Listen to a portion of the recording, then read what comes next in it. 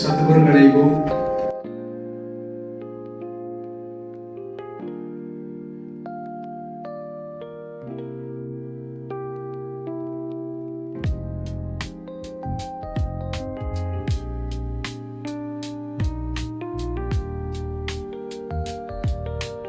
ಏನ್ ಮಾಡಿದೀವಿ ಅಂದ್ರೆ ಈ ಪೆನ್ನನ್ನ ಹಾಳೆಯಿಂದ ತಯಾರು ಮಾಡಿದ್ದೇವೆ. ಈ ಪೆನ್ನಿಗೆ ಹಿಂದೆ ಬೀಜ ಹಾಕಿದ್ದೀವಿ. ಹಣ್ಣು ಕೊಡುವಂತಹದ್ದು, ನೆರಳು ಕೊಡುವಂತಹದ್ದು ಮತ್ತೆ ಹೂ ಆಗುವಂತ ಗಿಡದ ಬೀಜ ಹಾಕಿದ್ದೀವಿ. ಇದಕ್ಕೆ ಹೆಸರು ಏನಿಟ್ಟಿವಿ ಅಂದ್ರೆ ಸಾಹೇಬ್ರೆ, ಈ ಅಭಿಯಾನಕ್ಕೆ ಹೆಸರು ಪೆನ್ ಟುಡೇ ಟ್ರೀ ಟುಮಾರೋ ಅಂತ ಅಭಿಯಾನ ಮಾಡ್ತಾ ಇದ್ದೇವೆ. ಇವತ್ತಿನ ಪೆನ್ನು ನಾಳಿನ ವೃಕ್ಷ ಅಂತೇಳಿ. ಇದೇನಂದ್ರೆ ಈ ಪೆನ್ನನ್ನು ಬರೆದು ಒಗೆದು ಬಿಟ್ರೆ ಅದು ಕರಿಗಿ ಗೊಬ್ಬರ ಆಗ್ತದೆ, ಪ್ರಕೃತಿಗೆ ಅನುಕೂಲ. ಆದ್ರೆ ಈ ಬೀಜ ಹಸಿ ಇದ್ದಲ್ಲಿ ಹೋಗಿ ತುರಿದ್ ಬಿಟ್ರೆ ನೀವು ನಮ್ ಕೆಳಗೆ ಹೋದ್ರೆ ನೋಡ್ಬೇಕು, ಒಂದು ಆಕಾರ ನಮ್ಮ ಹುಡುಗರು ತುರ್ಕಾರ ಆಗಲಿ ಇಷ್ಟು ದೊಡ್ಡ ಗಿಡ ಆಗಿದಾವ. ಅದಕ್ಕಾಗಿ ಮುಂದೆ ನಮ್ಮ ಮಕ್ಕಳಿಗೆ ಶಾಲೆಗೆ ಹೋಗಿ ಒಂದು ಜಾಗೃತಿ ಮೂಡಿಸಿ ಪೆನ್ ಯಾಕೆ ನೋಡ್ಬೇಕಂದ್ರ ಮುಂದಿನ ಭವಿಷ್ಯ ಅವ್ರಿಗೆ ಬರೀ ನೌಕರಿ ತಗೊಳ್ಳೋದಂತಲ್ಲ, ಪ್ರಕೃತಿ ಕಾಯ್ಕೋಬೇಕನ್ನುವಂತ ಕಾರ್ಯವನ್ನು ಕೂಡ ವರದಶ್ರೀ ಫೌಂಡೇಶನ್ ಮಾಡುತ್ತೆ. ನಾವು ಸಾಹೇಬರು ಅಮೃತಾಸ್ತ್ರದಿಂದ ಚಾಲನೆ ಕೊಡುವಂತ ಸಂಕಲ್ಪವನ್ನು ಮಾಡಿದ್ದೇವೆ. ಅವರಲ್ಲಿ ಹೋಗಿ ನಿವೇದನೆ ಮಾಡ್ಕೊಂಡು ಚಾಲನೆ ಕೊಡ್ತೀವಿ. ಇದಿಷ್ಟು ಸಣ್ಣ ಮಕ್ಕಳು ಸೇರಿ ಮಾಡುತ್ತಿರೋದಾದ್ರೆ ಆಕ್ಸಿಜನ್ ಟವರ್ ಅಭಿಯಾನ ಅಂತ ಮಾಡ್ತಾ ಇದ್ದೀವಿ ಸರ್. ನಾವು ಮೊಬೈಲ್ ಟವರ್ ಹೆಚ್ಚಿಗೆ ಆಗಿಬಿಟ್ಟಿದಾವು, ಆಕ್ಸಿಜನ್ ಟವರ್ ಕಡಿಮೆ ಆಗಿರೋದ್ರಿಂದ ಇಲ್ಲಿವರೆಗೂ ರಾಜ್ಯಾದ್ಯಂತ 5-6 ಜಿಲ್ಲೆಯಲ್ಲಿ ಒಂದೊಂದೂರಿಗೆ 50, 20, 30 ಬಹುತೇಕ ಕಂಡಿಗೇರಿ ಭಾಗದಾಗ ಒಂದು 300 ಆಗಿದಾವಲ್ರಿ, 300 ಆಗಿದಾವೆ. ಆಕ್ಸಿಜನ್ ಟವರ್ ಅಂದ್ರೆ ಅದನ್ನ ಹಚ್ಚಿದ್ರೆ ಅರ್ಧ ಕಿಲೋಮೀಟರ್ ಸುತ್ತ 10,000 ಜನ ಸುಖವಾಗಿ ಬದುಕುವಂತ ವೃಕ್ಷ ಪಂಚವಟಿ ಅಭಿಯಾನವನ್ನು ನಾವು ಚಾಲೂ ಮಾಡಿದ್ದೇವೆ.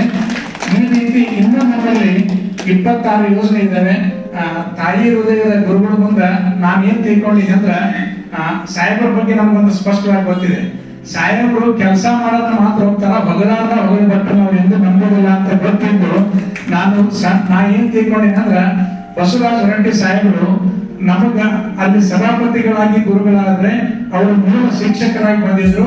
ನಾನು ವರದಶ್ರೀ ಫೌಂಡೇಶನ್ ಜ್ಞಾನ ಸಂಸ್ಥೆಯ ಹುಡುಗರೆಲ್ಲ ಅಮರೇಗೌಡ ಸರ್, ನಮ್ಮ ಸರ್ ಬಳಗ ಎಲ್ಲರೂ ಸೇರ್ಕೊಂಡು ಇವತ್ತು ನಾ ಏನ್ ತಿಳ್ಕೊಂಡ್ಬಿಟ್ಟಿನಿ ಅಂದ್ರೆ ಇಷ್ಟು ದಿನ ಮಾಡಿರೋ ಹೋಮ್ವರ್ಕ್ ನಾ ಗುರುಗಳು ಒಪ್ಪಿಸಿದ್ದೀನಿ ಅಂತ ತಿಳ್ಕೊಂಡು ನಮ್ಮ ಯಾರ ಮಾತಿಗೆ ವಿಧಾನವನ್ನು ಅರ್ಥಿಸ್ತಾ ಇದು ಆರೋಗ್ಯದ ಜಾತ್ರೆ ಕರೆ ತಂದು ಸರ್. ನಾವೀಗ ಆರೋಗ್ಯ ಜಾತ್ರೆ ಅಂತ ಮಾಡ್ತಾ ಇದ್ದೀವಿ. ಆರೋಗ್ಯದ ಜಾತ್ರೆ 5 ರಾಜ್ಯದಾಗ ನಡೀತಿದೆ. ಒಂದು ತಿಂಗಳಿಗೆ 24 ದಿನ ನಡೀತಿದೆ ಸರ್. ಇವತ್ತು ಒಂದೇ ದಿನ ಉಳಿಯೋದ್ಗೂಡದಾಗ ಇವತ್ತು 4,000 ಜನ ಬರ್ತಾರೆ. ಇವತ್ತು ಒಂದೇ ದಿನ. ಮತ್ತೆ ಇವತ್ತು ಗೋಕಾಕದಾಗ ಮರಡಿ ಮಠದಾಗ ಒಂದು 3,000-4,000 ಜನ, ಇವತ್ತು ಇಲ್ಲೊಂದು 2,000-3,000 ಜನ ಆಗ್ತಾರೆ. ಈ ರೀತಿ ನಾಳೆ ಬೆಳಿಗ್ಗೆ ಅಂದ್ರೆ ಬೆಳಗಾವ್, ನಾಡದ ಗುಲ್ಬರ್ಗ, ಈ ತರ ರಾಜ್ಯಾದ್ಯಂತ 24 ದಿನ. ಮತ್ತೆ ಕಣೇರಿ ಮಠ ಸೇರಿ ಮುಂಬೈ, ಪುಣೆ, ದಾಬೋಲಿ, ರತ್ನಾಗಿರಿ, ಚಿಕ್ಲೂರು ಎಲ್ಲ ಸೇರಿ ಒಂದು ತಿಂಗಳಿಗೆ 1.5 ಲಕ್ಷ ಜನರಿಗೆ ಆರೋಗ್ಯವನ್ನು ಕೊಡುವಂತ ಆರೋಗ್ಯ ಜಾತ್ರೆಯನ್ನು ಕೂಡ ವರದಶ್ರೀ ಫೌಂಡೇಶನ್ ಇಂದ ನಡೀತಾ ಇದೆ ಸರ್.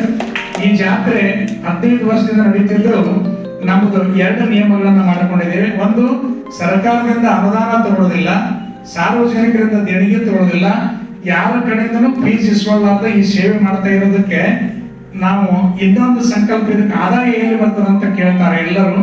ಇದಕ್ಕೆ ಆದಾಯ ಎಲ್ಲಿ ಬರ್ತದೆ ಅಂದ್ರೆ ನಮ್ಮದು ಆರ್ಗ್ಯಾನಿಕ್ ಅರಮನೆ ಅಂತ 2 ಆರ್ಗ್ಯಾನಿಕ್ ಅರಮನೆಗಳು ಮತ್ತು ಆರೋಗ್ಯದ ಜಾತ್ರೆ, 100ಕ್ಕೂ ಹೆಚ್ಚು ಆಕಳದ ಜೇಸಿ ಗೋಶಾಲೆ ಮತ್ತು ಫ್ಯಾಕ್ಟರಿ, 16 ಉದ್ಯಮಗಳನ್ನು ನಾವು ಸ್ಥಾಪಿಸಿದ್ದೇವೆ. ಆ ಉದ್ಯಮದಿಂದ ನಮ್ಗೆ ಏನು ಆದಾಯ ಬರ್ತದೋ ಆದಾಯವನ್ನ 3 ಪಾಲು ಮಾಡ್ತೀವಿ. 1ನೇ ಪಾಲು ದೇವರಿಗೆ ನೈವೇದ್ಯ ಮಾಡ್ತಾರಲ್ಲ, ಹಂಗೆ ನಮ್ಗೆ ಯಾರಿಗೆ ವಿದ್ಯೆ ಕಲಿಸ್ಕೊಟ್ಟಾರ ಅವ್ರಿಗೆ 1ನೇ ಪಾಲು ಕೊಡ್ತೀವಿ. 2ನೇ ಪಾಲನ್ನ ಇಲ್ಲಿ ದುಡಿತಿರ್ತಕ್ಕಂಥ ಎಲ್ಲರಿಗೆ ಸುಖವಾಗಿರ್ಲಿಕ್ಕೆ ಹಂಚ್ತೇವೆ. 3ನೇ ಪಾಲನ್ನ ಲೋಕ ಕಲ್ಯಾಣಕ್ಕಾಗಿ ಬಳಸ್ತೇವೆ. ಮತ್ತೆ ಈ ಸಂಸ್ಥೆ ಯಾವುದೇ ವೆಬ್ಸೈಟ್ ಆಗಲಿ, ನಿಮ್ಮ ಸೋಷಿಯಲ್ ಮೀಡಿಯಾದಾಗಲಿ, ವಾಟ್ಸಪ್ನಾಗಲಿ ಸಿಗೋದಿಲ್ಲ. ಅದಕ್ಕೆ ಈ ಸಂಸ್ಥೆ ನೆಟ್ನಾಗಿಲ್ಲ, ಪುಣ್ಯಾತ್ಮರ ಹಾಡ್ನಾಗ ಐತೆ ಅನ್ನುವಂಥದ್ದನ್ನು ಕೂಡ ನಿಮ್ಗೆ ಗಮನಕ್ಕೆ ತರ್ತಾ, ಇಲ್ಲಿವರೆಗೂ ಕೋಟ್ಯಾಂತರ ರೂಪಾಯಿ ಹಣವನ್ನ ನಮ್ಮ ದುಡಿಮೆಯಿಂದ ಬಂದಂತ ಹಣದಿಂದ ಸಮಾಜ ಸೇವೆ ಮಾಡಿ ಈ ಸಂಸ್ಥೆ ಇನ್ನೊಂದು ಕಠೋರ ನಿಲುವನ್ನು ತಗೊಂಡಿದೆ. ಅದೇನಂದ್ರೆ ನಾವು ಜನರಿಗೆ ಪ್ರಚಾರ ಆಗೋದು ಅಷ್ಟೇ ಅಲ್ಲ, ನಮ್ಮ ಸಂಸ್ಥೆ ಆಗ್ಲಿ ನಾವಾಗ್ಲಿ ಯಾರು ಯಾವುದೇ ಪ್ರಶಸ್ತಿ, ಪುರಸ್ಕಾರ, ಸನ್ಮಾನ, ಬಹುಮಾನ, ಹಾರ, ತುರಾಯಿ ತಗೊಳಂಗಿಲ್ಲ ಅಂತ ಸಂಕಲ್ಪ ಮಾಡಿದೆ. ಯಾಕಂದ್ರೆ ಈ ನಾಡಿನ ಎಂತೆಂತ ಮಹಾತ್ಮರು ಹುಟ್ಟೋಗ್ಯಾರ, ಅಂತ ಸೇವೆ ಮಾಡಿದಾಗ ಬೇಕಾದ್ರೆ ನಮ್ಗೆ ಗೌರವ ಸಲ್ಲಿಸ್ಲಿ. ನಾವು ಹಕ್ಕಿನ ಭಾರತೀಯರಾಗುವುದು ಬೇಡ, ಕರ್ತವ್ಯದ ಭಾರತೀಯರಾಗಬೇಕನ್ನೋ ಸಣ್ಣ ಪ್ರಯತ್ನವನ್ನ ನಾವು ಮಾಡ್ತಾ ಇದ್ದೇವೆ. ಗುರುಗಳು ನಮ್ಗೆ ದಾರಿ ತೋರಿಸಬೇಕು, ಶಕ್ತಿ ತುಂಬಬೇಕಂತ 2 ಮಾತನ್ನ ಗುರುಗಳಿಗೂ ಮತ್ತು ಹೊರಟ್ಟಿ ಸಾಹೇಬರಿಗೆ ಅರ್ಪಣೆ ಮಾಡಿ ಇಂಥ ಪುಣ್ಯದ ಕೆಲಸಕ್ಕೆ ಬಂದು ನಮಗೆಲ್ಲ ಶಕ್ತಿ ತುಂಬಿದ್ದಕ್ಕೆ ತಾವು ನಾವೆಲ್ಲರೂ ನಿಮಗೆ ಸದಾ ಚಿರಋಣಿ ಅಂತ ನಿಮ್ಮ ಆಶೀರ್ವಾದ ಹೇಳ್ತೀನಿ. ನಮಸ್ಕಾರ ಸರ್.